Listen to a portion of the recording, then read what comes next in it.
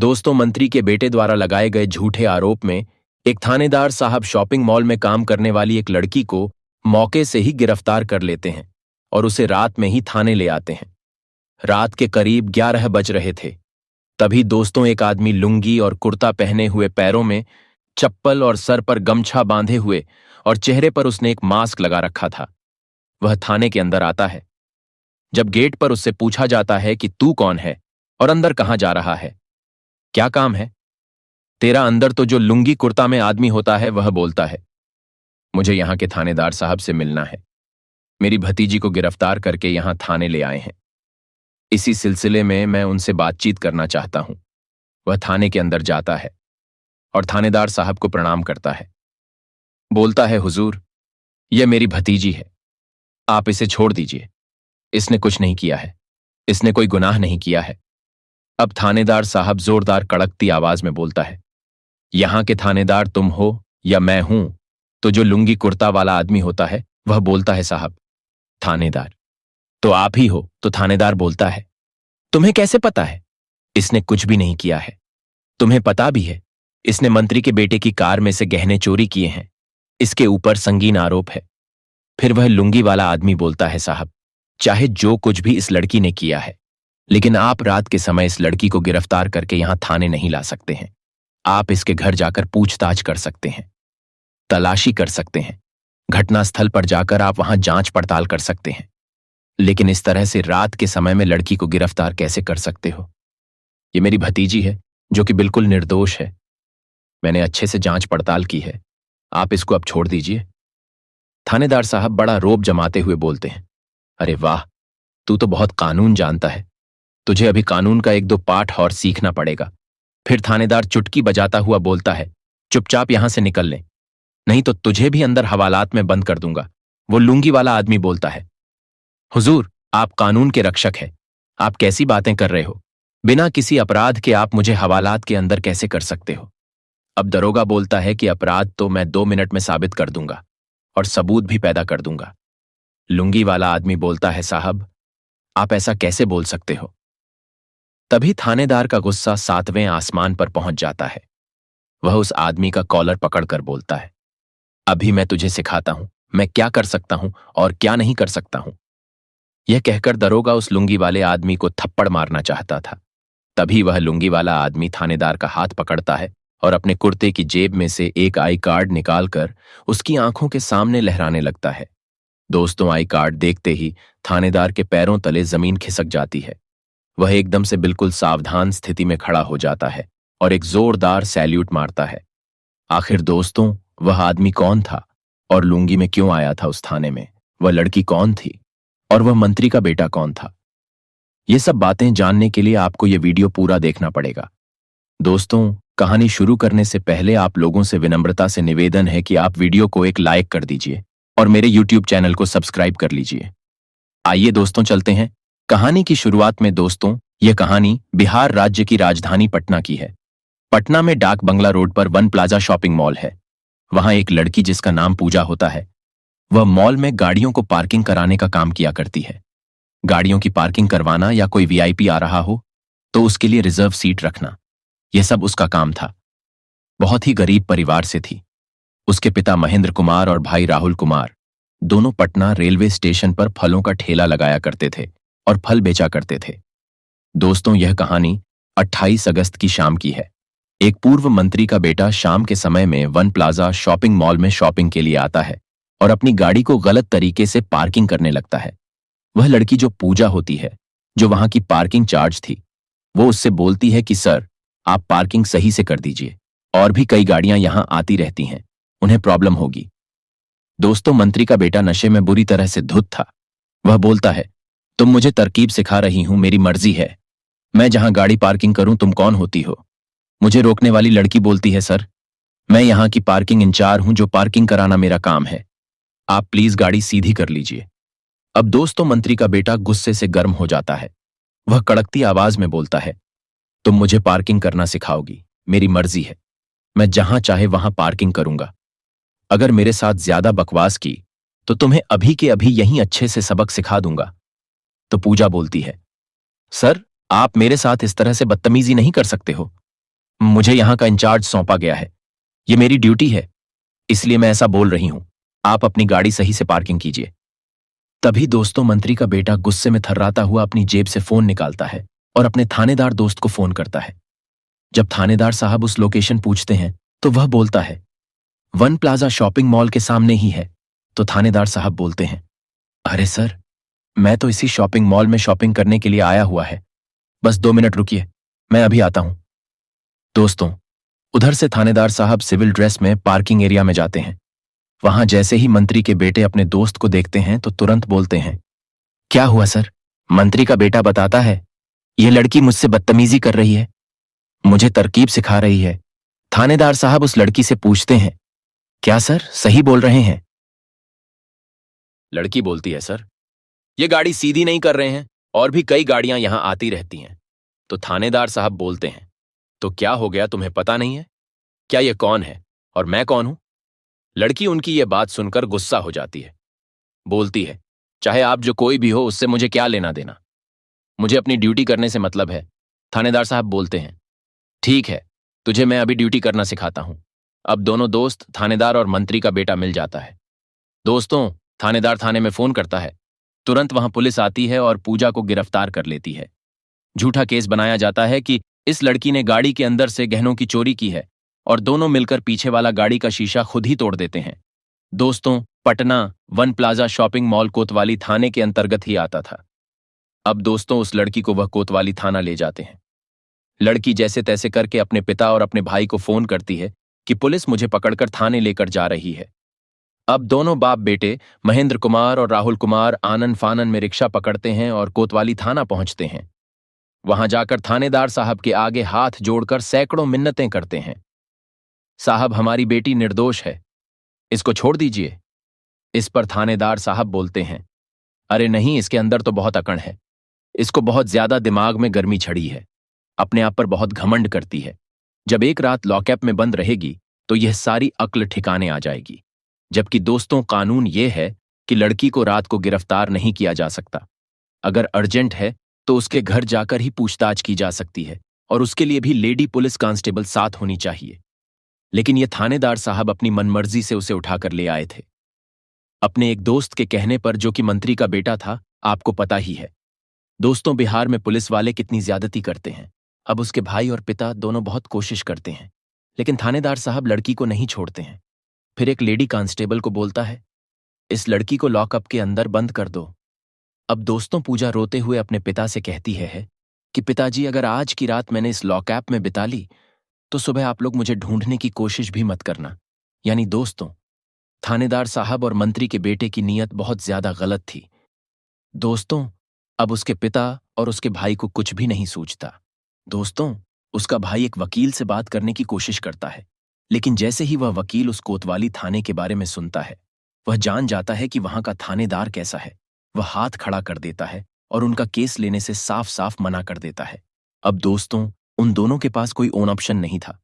फिर उस लड़के को यानी पूजा के भाई राहुल को अचानक याद आता है कि कुछ दिन पहले उसने एक वीडियो के जरिए देखा था कि जो सिटी एसपी साहब है वह अपना कॉन्टैक्ट नंबर वीडियो पर दे रहे थे कि किसी को भी पटना शहर में किसी भी तरह की कोई प्रॉब्लम होती है, किसी के साथ कुछ गलत हो रहा हो, नाइंसाफी हो रही हो, तो हमें कांटेक्ट करें। दोस्तों, आप लोगों ने सुना भी होगा, कुछ दिन पहले जनता दरबार लगता था, उसमें सिटी एसपी भी अपना जनता दरबार लगाते थे।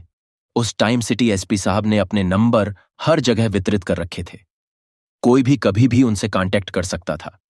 अब दोस्तों, उस लड़के को एक उम्मीद की किरण नजर आती है। वह फटाफट उस वेबसाइट पर जाता है और आधे पौने घंटे की मेहनत के बाद उसको वह वीडियो मिल जाती है। अब उस नंबर पर फटाफट कांटेक्ट करता है। रिंग होती है, उधर से फोन उठाया जाता है। हेलो बोला जाता है। लड़का रोते रोते बोलता है, साहब हमें माफ कीजिएगा, क्या मैं सिटी एसपी साहब से बात कर रहा हूं। उधर से बोला जाता है, हाँ नंबर सही है, मैं सिटी एसपी ही बोल रहा हूं। लड़का जोर जोर से रोने लगता है। अब एसपी साहब बोलते हैं, अगर तुम रोते ही रहोगे तो मैं कैसे जान पाऊंगा क्या प्रॉब्लम हुई है, मुझे बताओ, समय ऐसे व्यर्थ ना करो। क्या हुआ, समय निकला जा रहा है, जल्दी से बताओ क्या बात है। फिर वह लड़का रोते रोते सारी कहानी बताता है कि साहब, वन प्लाजा शॉपिंग मॉल है, वहां मेरी बहन पार्किंग में ड्यूटी किया करती थी। वहां एक बड़े साहब गाड़ी लेकर दारू पिए हुए आते हैं और उससे मेरी बहन की थोड़ी बोलचाल हो जाती है। तो उसने मेरी बहन को झूठे आरोप में गिरफ्तार करा दिया है कि मेरी बहन ने उसकी गाड़ी का शीशा तोड़कर गहने चुरा लिए हैं, जबकि उन्होंने यह मामला खुद ही किया है और झूठे केस में मेरी बहन को गिरफ्तार कर लिया है। हम लोग गरीब आदमी हैं साहब, क्या करें, कैसे करें? एसपी साहब पूछते हैं, कौन से थाने ले गए हैं? वह लड़का बताता है, साहब कोतवाली थाना। एसपी साहब लड़की का नाम पूछते हैं। वह लड़का बोलता है, साहब मेरी बहन का नाम पूजा है।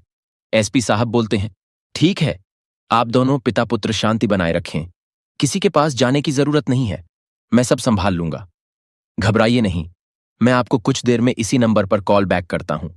अब दोस्तों फोन कटने के बाद एसपी साहब आनन फानन में कोतवाली थाने के इंस्पेक्टर को कॉल लगाते हैं। कोतवाली थाने के इंस्पेक्टर झटपट भागता हुआ तुरंत एसपी साहब के पास पहुंचता है, क्योंकि दोस्तों कोतवाली थाने का कंप्लेन एसपी साहब को पहले भी कई बार मिल चुका था कि वहां के थानेदार अपनी मनमर्जी करते हैं।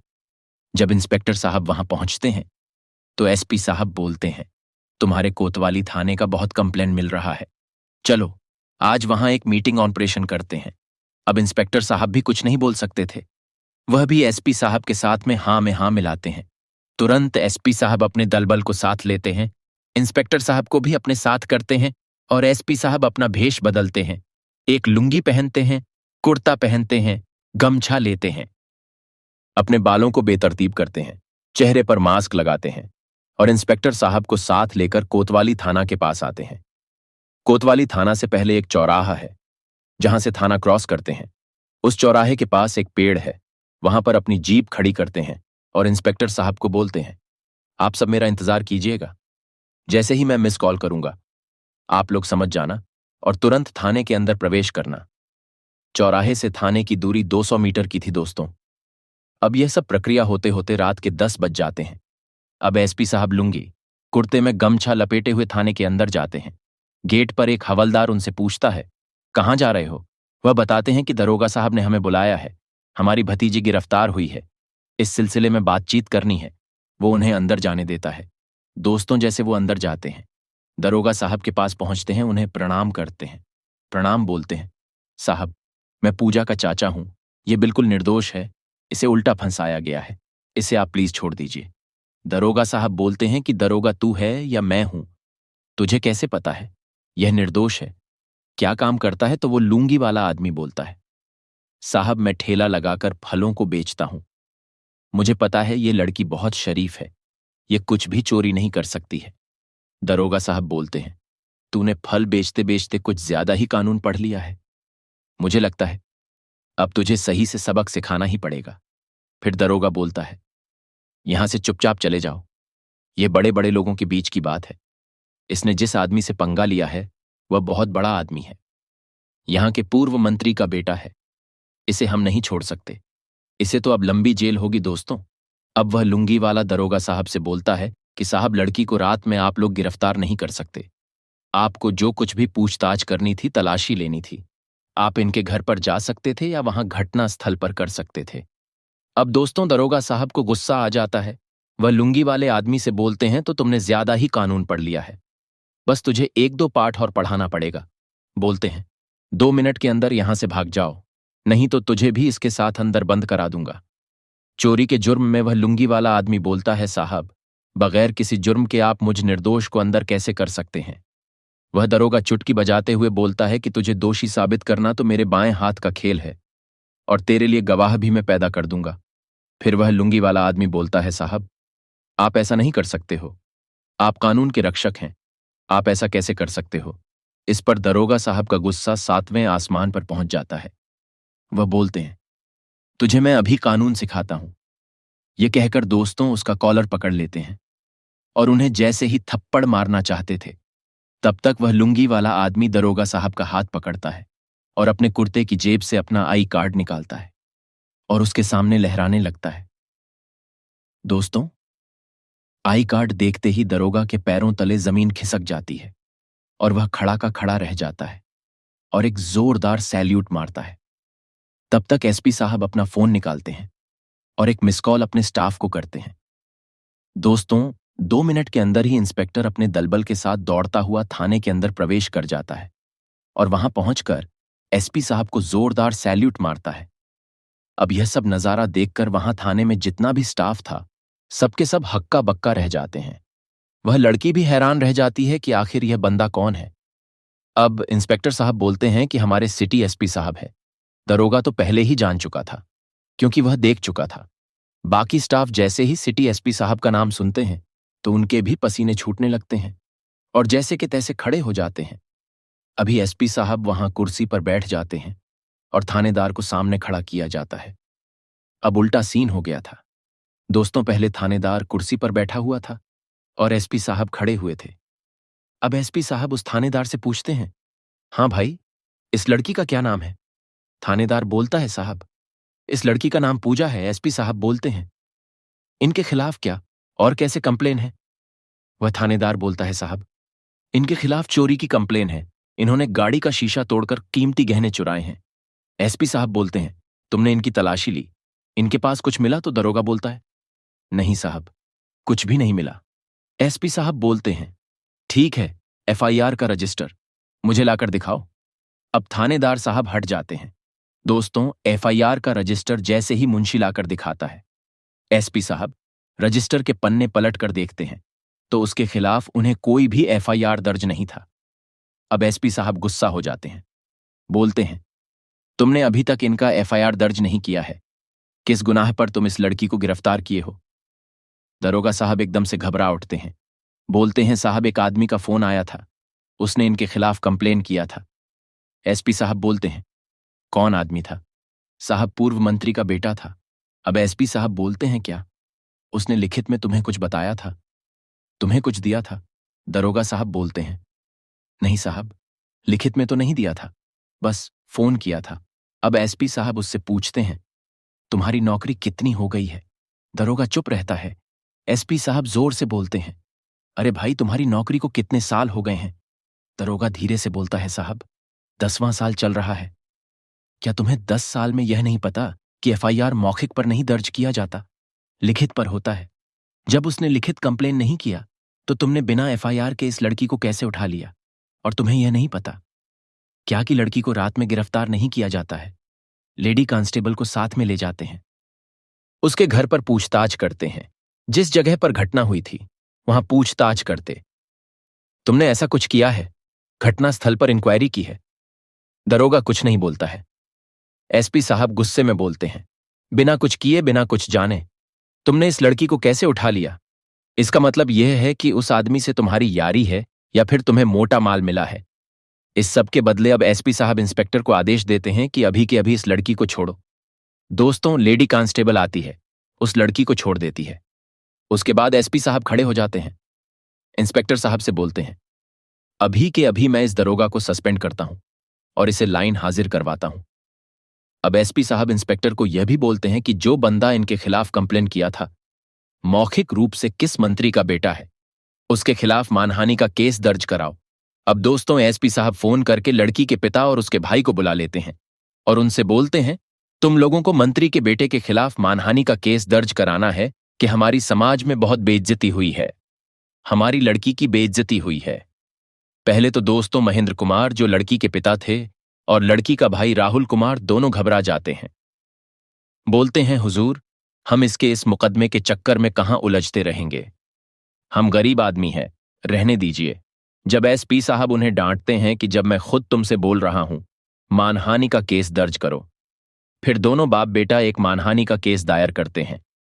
इस गुनाह पर दोस्तों मंत्री साहब के बेटे को गिरफ्तार कर लिया जाता है और उसे बहुत अच्छे से सीख दी जाती है। तो दोस्तों, यह थी आज की कहानी। आपको कैसी लगी? एसपी साहब के बारे में आपकी क्या राय है? हमें कमेंट करके अवश्य बताएं और ऐसी ही इंटरेस्टिंग कहानियां सुनने के लिए हमारे YouTube चैनल को सब्सक्राइब कर लीजिए और वीडियो को भी एक लाइक कर दीजिए, जिससे मुझे और भी ज्यादा हौसला मिलता रहे। आप सभी लोगों का बहुत बहुत धन्यवाद।